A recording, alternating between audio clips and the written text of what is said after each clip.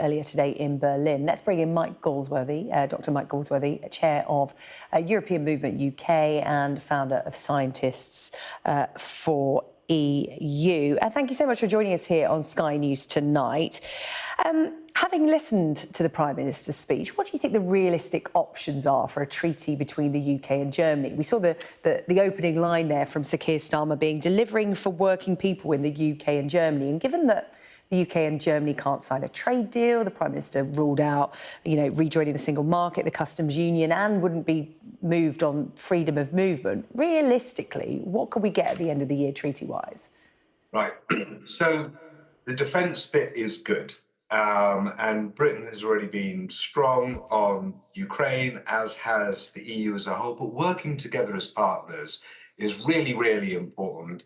It's good to hear mature, responsible talking about how we actually work together as partners. So I like that bit. But as you've just pointed out, you can talk about science and innovation and tech and culture, and you can give a whole list of things.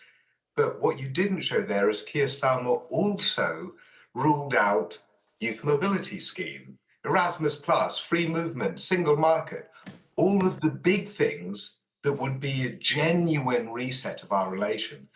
And this is what's frustrating a lot of people, because take something like a simple youth mobility scheme. It's not free movement, but there is no one born this millennium that got a vote on Brexit.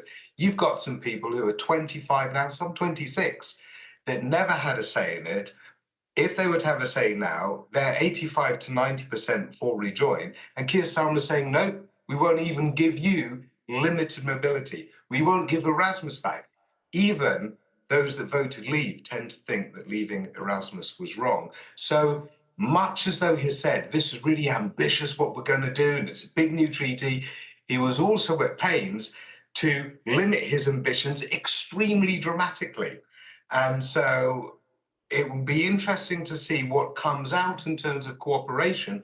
The words are good, the sound is good, the intention is good, the positioning is good. But if he genuinely wants to be ambitious, then he shouldn't be wringing his hands and listing off a whole load of things that he's not prepared to do that are only half ambitious. What's the answer then? Because it's a hard one, because this proposal for young people having freedom of movement that's being proposed amongst other European countries, Sir Keir Starmer ruling it out there, is for people under 30. And a lot of people will go, hang on a second, that's not just education, that's jobs as well. And many people, when they voted for Brexit, not all of them, but many were like, UK jobs for UK people, we need to protect our talent and, provide the jobs for those people. Yet, Sir Keir Starmer is saying delivering for working people in the UK. So how do you find a common ground to sort of satisfy the two? I mean, those things don't clash. If, for example, I'm a scientist in science, if you have youth mobility and work mobility, then you can attract the top talent to our universities and research centres. That draws in money. That means there's more training for Brits and more job opportunities for Brits. Also, if you're allowing entrepreneurs to come here, immigrants have got a very high rate of entrepreneurship as well. That opens jobs for us as well. But with this youth mobility scheme, this is not long-term immigration.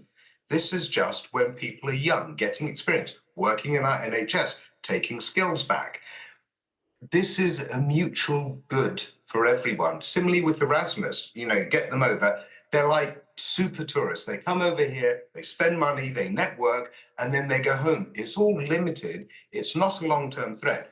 We should be training up our own British citizens in the key jobs we need, but we should also make sure that they're transferring with and mixing with all the talent around Europe, because that also benefits their work opportunities as well as our working environment. So, well, it's a two-way street, right? Presumably the young people of the UK would be able to head to Germany and other European countries. It's a two-way street, right? Yeah, and in fact, we did some cheeky polling a while back and saying, would you support mutual free movement that allows European citizens this and that allows British citizens this? And we got 85% saying yes. It's free movement, but you add the mutual in to just describe what it really is, and people view it differently. So a fundamental of politics is fairness, right? Does it feel fair? Is other people getting opportunities, or am I getting opportunities too?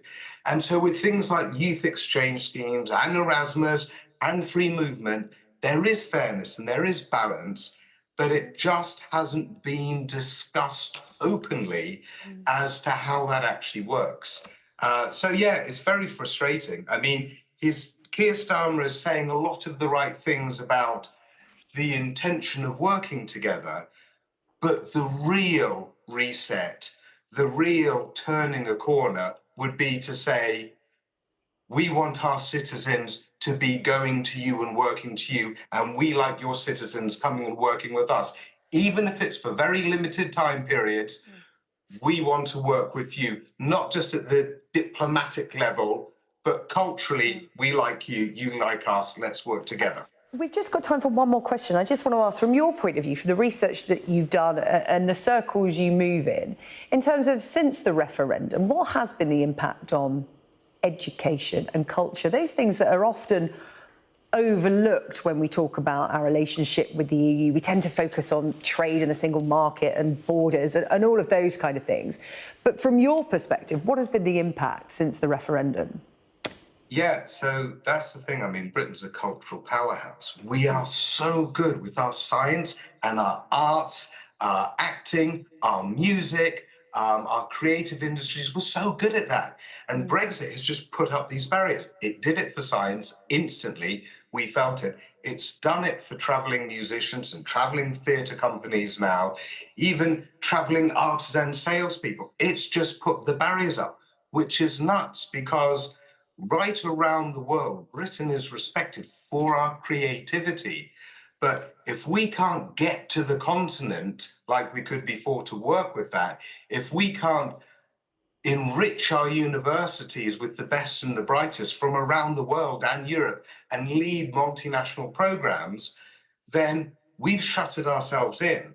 And so what you've just said is the thing that frustrates me the most, because everyone can talk about GDP and stuff like that and have their arguments about that. But I love British culture. I think we've got such a great thing going, but everyone that works in it, really works in it, is super frustrated by Brexit. OK, Dr Mike Galsworthy, Chair of the European Movement UK and founder of Scientists for EU. Really appreciate your time on Sky News tonight. Thank you. Really interesting discussion. Now, there has been a